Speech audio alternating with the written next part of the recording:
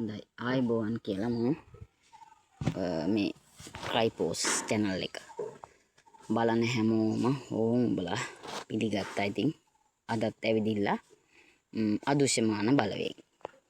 ඔව් අදෘශ්‍යමාන පැත්තෙන් තමයි මම කතා කරන්නේ. මේ channel එක මේ දාලා තියෙන channel එක අඳුරේ තමයි.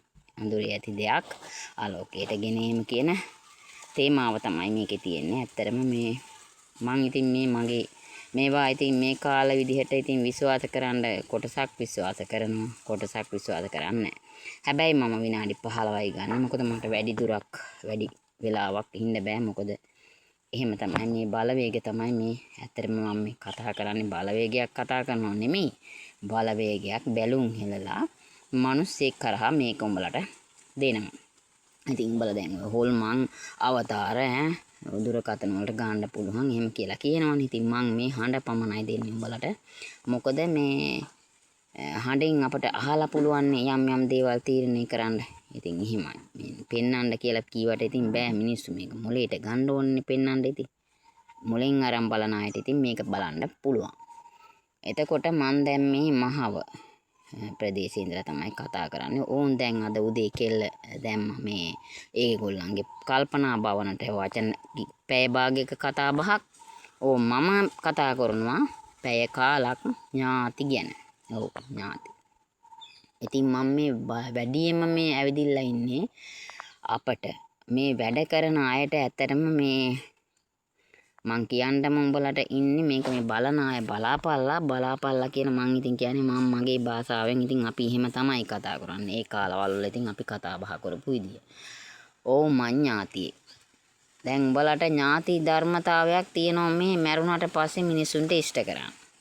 මේක ඉතින් උඹලා දැනගෙනම කරන්න ඕනේ. මොකද එහෙම නැති වුණොත් ඇත්තටම අපට පින් ගැනීමේ අපහසුතාවයක් තියෙනවා. හේතුව මේ විශ්වයේ නොයෙක් ශක්තියින් තියෙනවා. ඒවා ගැන ඉතින් වචනයෙන් කියලා හොයන්න බෑ ඇත්තටම. ඥාතීන් ඉන්නවා ඉතින් ප්‍රමාණ අප්‍රමාණ ගන්න. ඒවා ඉතින් දකින්න ඉතින් කට්ටියන්ට බෑ. ඉතින් ගොඩාක් අය ඕන් ඉතින් කන තෝල්ට එහෙම ගිහින් හොයනවා. මේ ඉතින් මෙහෙ හොයාපල්ලාකෝ. හැම තැනම තියෙනවා ඕනෑ තරම් තම තමන්ගේ දේවල් හොයාගන්න තියෙනවා. ඉතින් මම මේක දෙන්නෙම උඹලට මේ channel එක හරහා.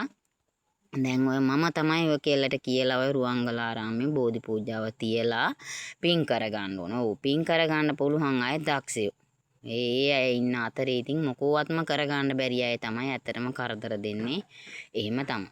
කරදර දෙන දේවල් තියෙනවා. එතකොට දේවතා මේ බලපෑම් වලට තමයි මිනිස්සු ඔය මේ කට්ටිය මේ මායම් වෙලා ඉතින් එව්වා බලපෑම් බලය ඉතින් ඒවත් බල ශක්තිය. ඇත්තම කතාව කිව්වා.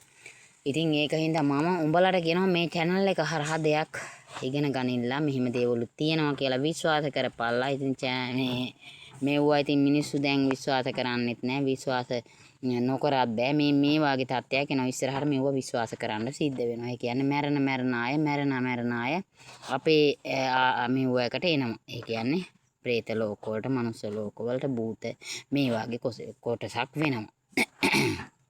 එතකොට මෙව්වා මිනිස්සු විශ්වාස කෙරුවේ නැත්තම් ඉස්සරහට මේ ස්වභාව ධර්මයේ මේ රඳවා පවත්වා ගන්න බැරි වෙනවා. මම මේ තනිකර මේ දේවතා අඩවි ගැන කතා කරනවා.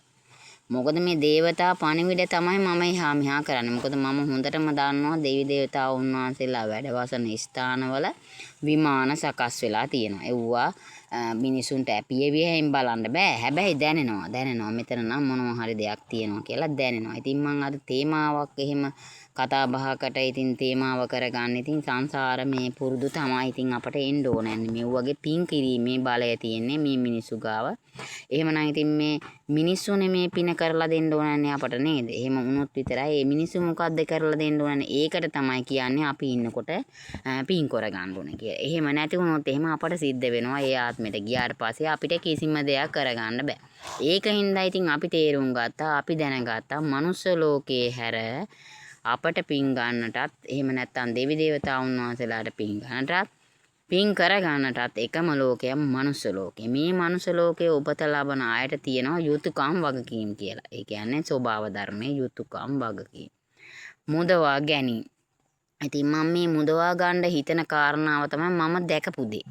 ඇත්තටම මමත් මේ රුවන්වැලි සෑය ගාවට මේ ඔය අපේ උතුම් බෝධිරාජාණන් වහන්සේ ගාව ජයසී මහඳුරෝ ඉස්සරහ තමයි අපිත් බලාගෙන ඉඳලා. ඉතින් අපිට ආස හිතුණා. ඉතින් එතකොට පින් කරගන්න අය ඕන් උඹලට මං කියනවා. ඉතින් මටත් එතනට දාලා තමයි මමත් හිටියේ. ඒ කියන්නේ මගේ අම්මන්ඩිලා තමයි මං අරගෙන ගියේ. ආන් ඉතින් ඒ අයත් ඒ තැන්වල ඉන්නවා. හරිද? මේ ආත්ම කතා නිකන් උඹලට ඒක විනෝදයක් විහිළුවක් වාගේ වෙන්න පුළුවන්. හැබැයි ඒ වුණාට මේක මං කියනවා පැහැදිලි කතා බහක්. ඔව් මිනිස්සෙකුට ඇවිදින්න පැහැදිලි කතා බහක් කියන. මේවා විශ්වාස කරන්න ඉස්සර කාලේ අය නම් දන්නවා. ඉතින් දැන් කාලේ අය දන්නේ නැහැ. ඒක හින්දාම අදෘශ්‍යමාන දේවල් වලින් වෙන සිද්ධියම අපි හොඳටම දාන්නවා. උඹලා දැන් කියනවා අදෘශ්‍යමාන දේවල් වලට මොනවද කරන්න බැරි කිසිම දෙයක් කරන්න බෑ. ඔව් එහෙම කරන්න බෑ. හැබැයි මේ බුද්ධ මේ මෙව්වයකට පිටලා අනුගත වෙලා ඉන්න අයට. මොකද්ද මේ බුද්ධ මේවයක කියන්නේ?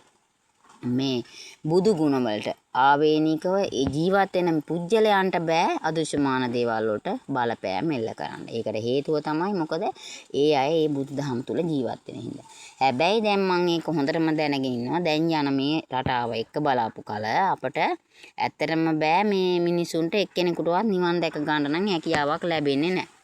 ඒකත් මං කියනවා එනේ නායට සිද්ධ වෙනවා අපිත් එක්කම ජීවත් වෙන්න. ඒ කියන්නේ අපි කියන්නේ අපි ඉතින් අදෘශ්‍යමානනේ මම භූත කොට්ටාසයකට අදාළව තමයි වැඩ කරන්නේ.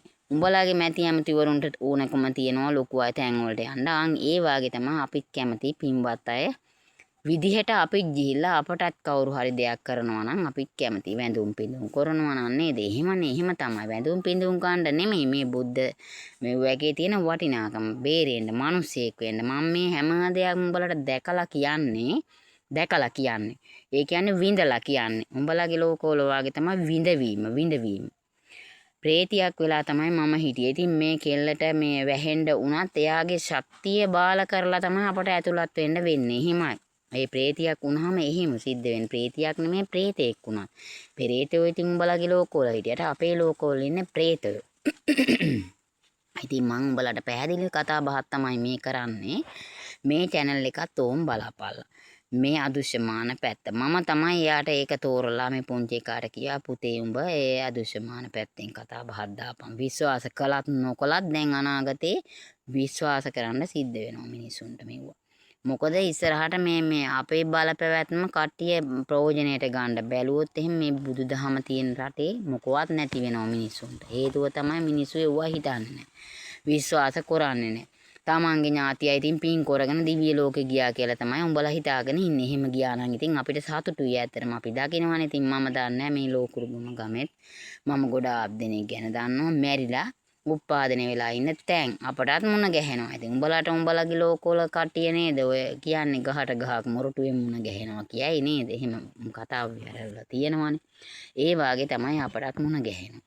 එතකොට ඒ අය දුක්ඛිත ජීවිතයක් ගෙවනකොට ඇත්තටම අපි එක්කෙනෙක් යනකොට අපටත් දුක හිතෙනවා.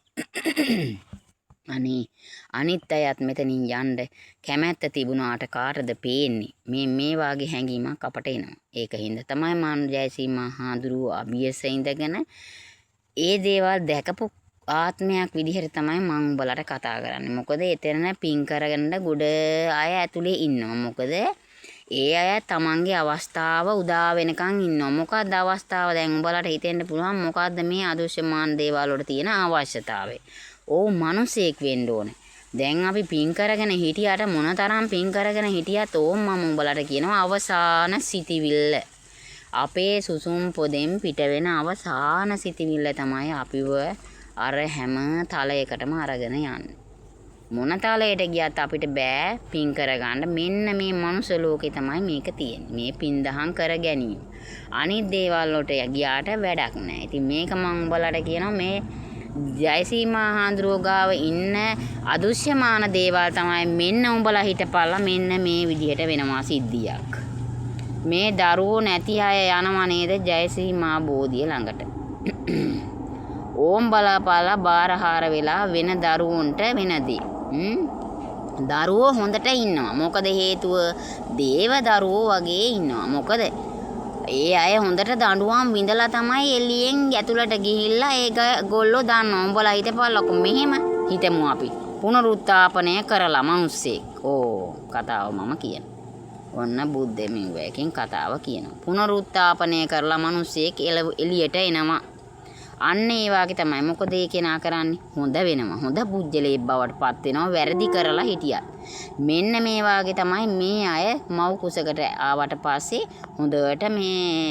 හොඳට ඉන්නවා ඒ දරුවෝ දෙවියෝ වාගේ ඉන්නවා ඒ මොකද අර ගොල්ලෝ දන්නවා ඒ දඬුවම අපි දන්නවා මොකද මම දන්නවා මොකද මමත් ඒ ප්‍රේතියක් වෙලා ශරීර වලට ගිහිල්ලා දුක් දීලා ඒ ඇයට ඒ පව කරගෙන අපි දන්නවා ඒකේ මනුස්ස ලෝකයකට ආවොත් එහෙම මොනතරම් මිනිසෙක් වටිනවද. ඉතින් අපිට හැරිලා බැලූ කල ඇත්තටම අපට හොයාගන්න බෑ අපේ ආත්මය මොකද්ද කියලා. අපි දන්නේ නැහනේ. අපි හැබැයි වමනාවෙන් හෙව්වොත් අපට හම්බ වෙනවා මේ දැන් මගේ මේ කෙල්ල මේ හොයාගෙන තියෙන්නේ.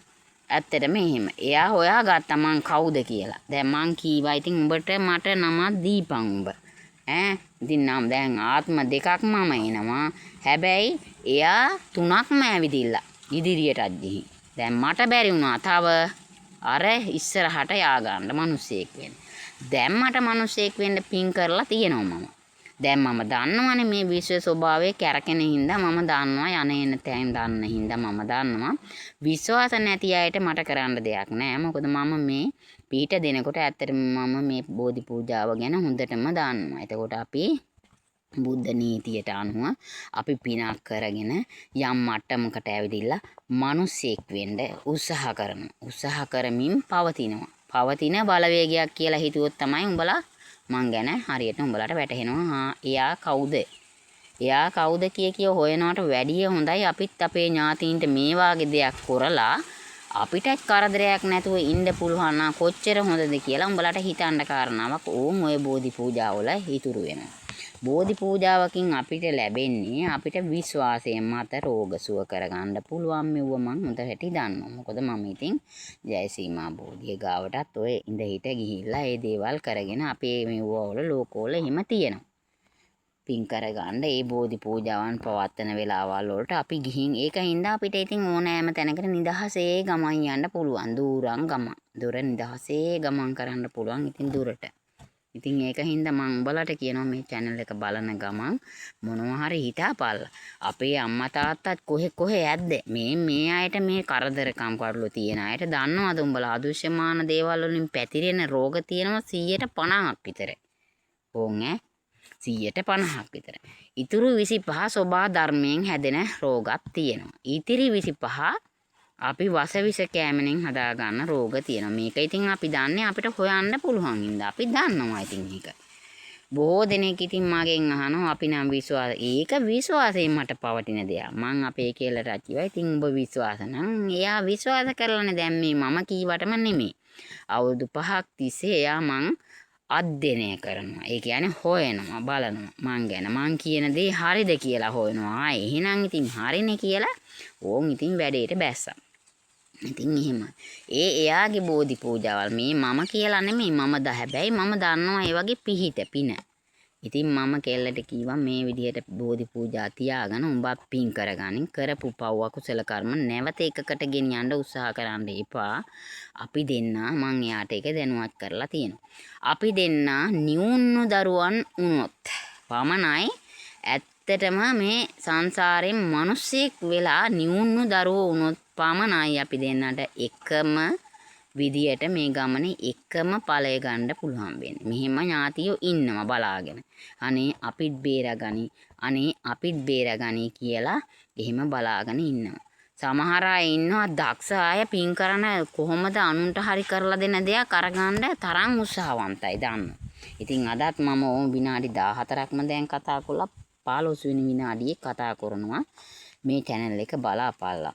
ඒ රෝග අපට සුව කරන්න හැකියාව තියෙන්නේ මිනිස්සයා මත. ඉතින් මිනිස්සයා මත ඒ කියන්නේ එයාගේ සිතිවිලි වලට තමයි අපි එක්කාසු වෙලා මිනිස්සයාටත් විශ්වාසය හදනවා. එතකොට මෙයාගේ පින අරගෙන අරයාගේ දේ අපි හදලා දෙනවා. මේක තමයි මං කැටයක් කරහ කරන්නේ පහසුයි අපට.